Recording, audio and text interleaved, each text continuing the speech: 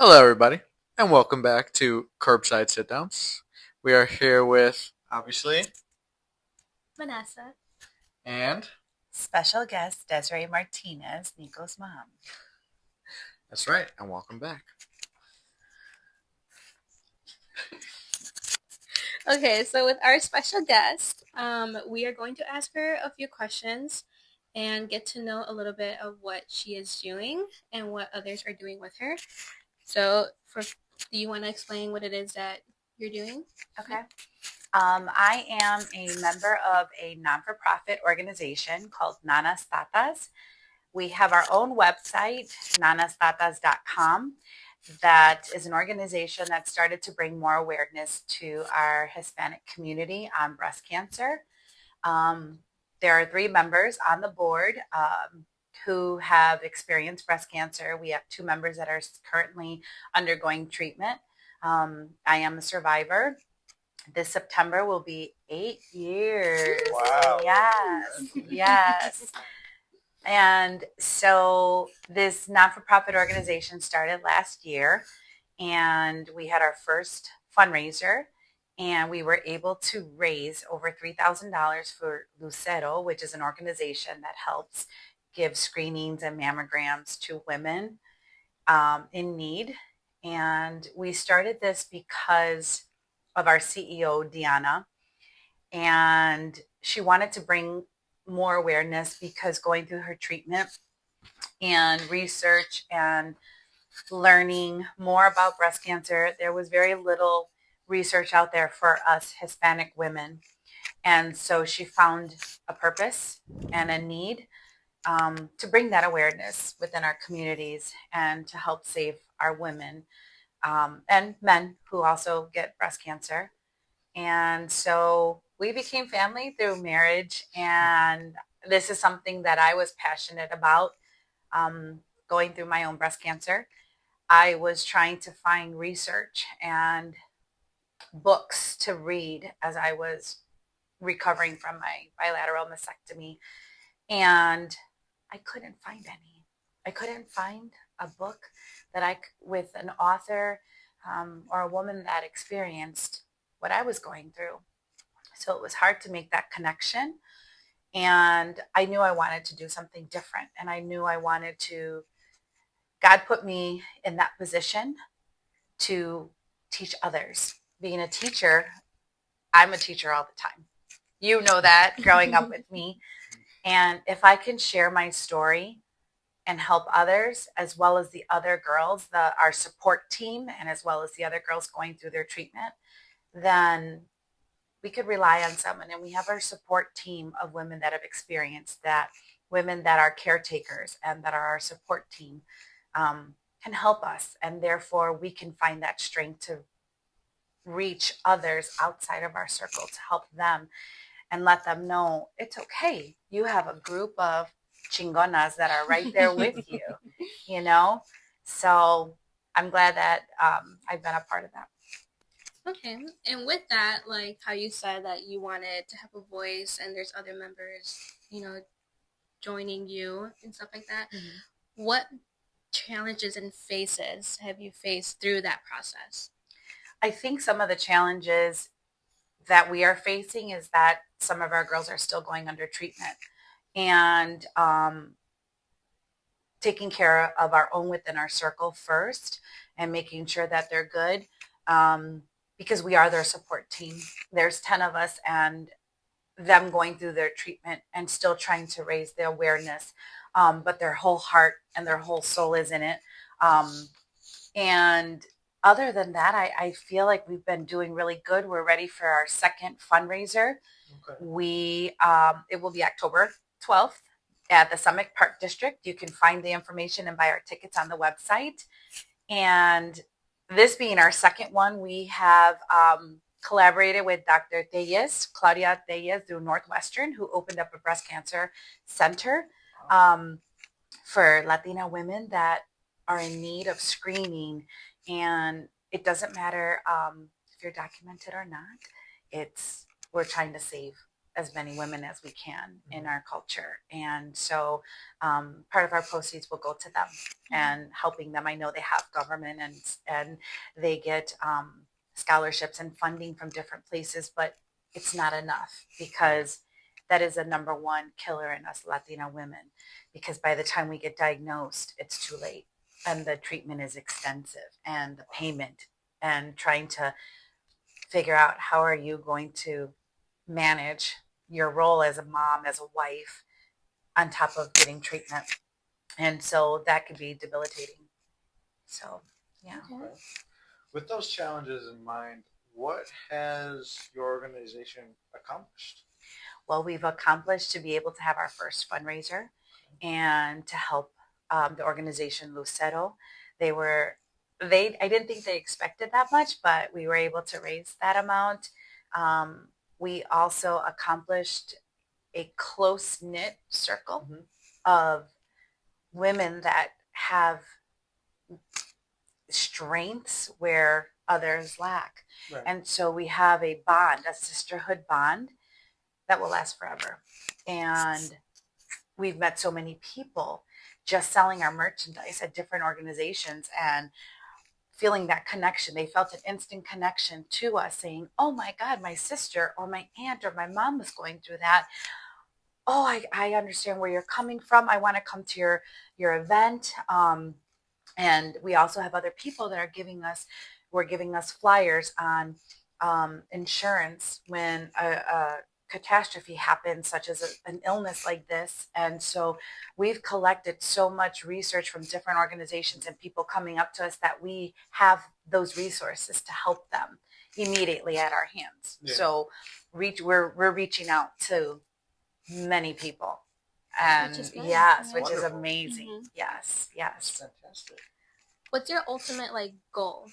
What's a certain point that you guys are reaching right now, and how do you want to make that bigger in the long run? Our ultimate goal is to continue to raise these fundraisers, to find different organizations that need that help, to be able to write grants to help, to be able to say we have funding that we can donate to families and people that we know. Susan Komen is a huge organization for breast cancer. And I think Nanas Tatas, we want to reach that ultimate goal to have those 5K runs, to have find authors that have books written on breast cancer and their experiences. That's something I want to do. I want to write my book and share my experience because, when you're recovering from surgery, there's not much that you can do. And so I found reading very relaxing and an ability to be able to recover and find my strength, even though I couldn't do anything. So reaching and as many people as we can and just making a name where everybody knows, oh, that's the Nanas Tatas organization that helps, Hispanic women and men and families. Yeah. And speaking with the name, how did you guys come up with the name? Is there a meaning behind the name? There is. Diana, our CEO, is known as Nana. And so when she did her Nana's run many, many years ago before I knew her, that's where it just stood. It was Nanas Tatas. So, she wanted a Latina name to it. So it's Nanas Tatas. And that's for our CEO, Diana. Oh, wow. Awesome. With that in mind, I believe what you are doing provides an amazing feeling of relief for those in similar situations to you. And I am very happy that you've been doing this, and I'm very ecstatic that, you're continuing on with this. And I see it as a form of empowerment for those, again, like I said, in similar situations. And it makes me feel proud, too, to be, your son, I love too. you. You are very strong, and you and everyone a part of that organization and others out there are very strong for going what they went through. And I'm glad you're trying to help those in need like that. Thank you. I love you. I love you so much. When you're going through this, you feel your world is crumbling. As a mom, I had both you and your sister. And I couldn't tell my story for a long time. without crying. And I was never angry. My religion grew deeper because I was never angry as why did it happen to me? I took it as, what do you want me to learn from this, God? And it was to relieve myself of the negativity that was in my life. I never saw life the same again, and I never will. I cherish every moment that I can wake up, spend time with you guys, go and do my job that I love, teaching.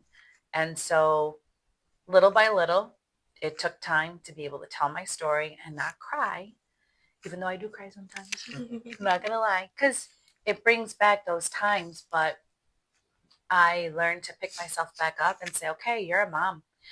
You have to do this. You have to show your children that you got this. This doesn't have me. And that's where I'm at. And so when I see other women who are down and hurt, I try to give them that cariño, that love, and just say, you got this. I know what you're going through because I've gone through it. Right. I didn't have anybody that I knew that gone through it like that was close to me. And so I had to figure this out by myself. And that was kind of rough. But now it's like, no, someone's in need. I need to call and check up on someone. I will make that time. I will, when I'm driving home from work and stuck in traffic, I will find that time to make sure they're okay. So, thank you. With that in mind, is there any way that for those who are watching and might be in those situations to reach out to your organization? Yes, we have our email address. We have all of our information on our website, nanastatas.com. You can leave an email. You can leave questions. And any one of us will be able to answer you. And if we can't, we will find that answer for you, because we don't know all the answers. We don't have all of it. We have our experiences and the information that we are knowledgeable on, but we will find those answers for you and guide you in the right direction. We have to be an advocate for our own health. And that is something that is hard in our culture. You see a doctor and you put them on a higher level because they're educated, then they're in their field. But most importantly, we have to listen to our body. You have to ask those questions. Do not be afraid. It is your life that is at risk and undergoing all of this. And I had to challenge doctors about my health, and I had to stand up for myself and advocate for myself, to say this is not right. Something's not working. And I have to deal with a consequence because of a doctor doing that to me. So we will advocate for you and find all kinds of information. You can email. There's a number attached to that too, and someone will get back to you. We have 10 girls on our team that'll be able to answer and get in touch, or even if you just need someone to talk to, we're here. Do you have any, like, how do I say it? Like, with what you're doing now and what you've been through, like, is there answers that you're kind of figuring out and, like, learning now with helping others that from when you went through? I am. Yes. So I've learned from my mistakes. And in fact, a cousin of mine who's also a breast cancer survivor, we don't carry the genetic gene. She's on a medication that caused damage to my organ. And I was asking for blood work and I didn't get it for a year. Mm-hmm. And so that damage progressed. And when she told me, when I was asking questions and, trying to figure out, like, okay, what was it that you were going through? What medication are you on now? It was the same medication I was on. And I was like, please make sure they're checking your liver enzymes. Please. And she said, why? And is everything okay? And then I shared my story with her. And I have to see a liver specialist every 6 months. I have to go and get, I have long-term care that I have to do now. And so being able to share that with her and help her, it's like, oh, okay, sharing my experiences and my mistakes and my times that I didn't advocate for myself is helping. I hope to help someone else. Does that make sense? So Yeah. I have to share those mistakes and I have to be vulnerable because who wants to admit that they've made mistakes or that they should have, could have, would have? And if I think those things and I hear a story, then I tell them right away, like, don't hesitate. Like, that's a sense of empowerment. You give others who are in your similar situation that feeling of they can be vulnerable. Yeah. They can let those feelings out instead of bottling them up. And right. I think it's very helpful. Very helpful. And, Right. And with that in mind, how do you feel now going forward, sharing your story with others? I feel at peace. I feel that I'm in a good place in my life right now. And it still hurts, but it doesn't hurt enough for me to cry because that self-rewarding feeling of helping others by sharing my story gives me a sense of peace and confirmation. Like, this is what you wanted me to do, God. This is why you put this in my path, to help others and to teach others, even if it's by something so small. Right.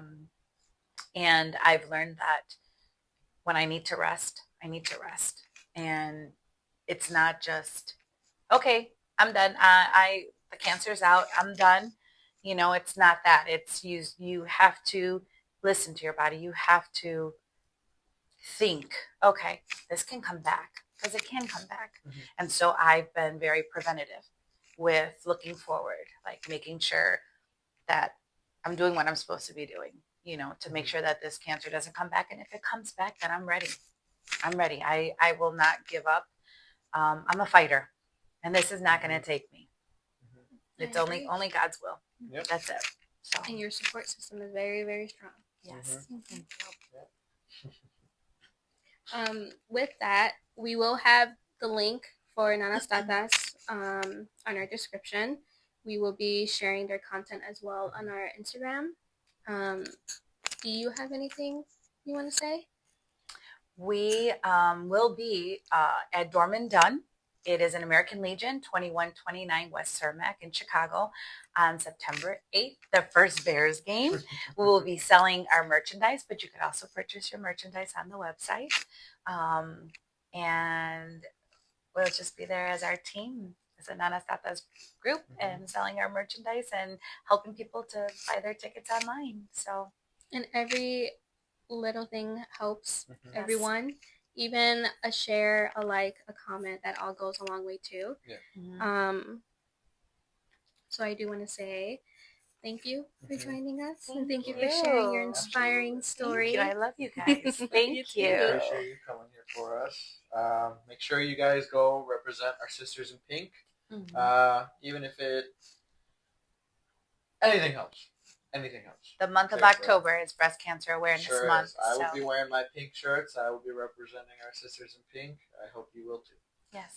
Well, one more thing. 11:30 to 3:30 is when we'll be there at Dormann Dunn. And we September 8th will be there too. Yes.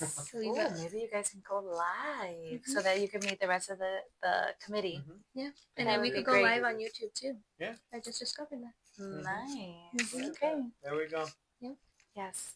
And I want to say that I'm very proud of both of you for trying to reach out to as many people as you can, and by being creative and using this creativity and this positivity in a good way. Yeah, absolutely. Thank you. I'm very proud of both of you guys. So I love you guys. Me too. All right, guys. Thank you so much once again, and we'll be back. Oh, we're switching our schedule a bit. We're not going to be doing every Friday. We're going to be doing every 2 weeks, just because me and Nico both went back to school, so our schedule is a little crazy right now. School is number one. That's right. Yeah, so we'll be doing it every 2 weeks. So not next Friday, but the following Friday, which will be already September, will be our next video. But we will be still engaged on social media, so you guys can always reach out to us as well, and also give a follow to Nanas Tatas. So we'll see you guys in 2 weeks. 2 weeks. Bye, guys. Bye.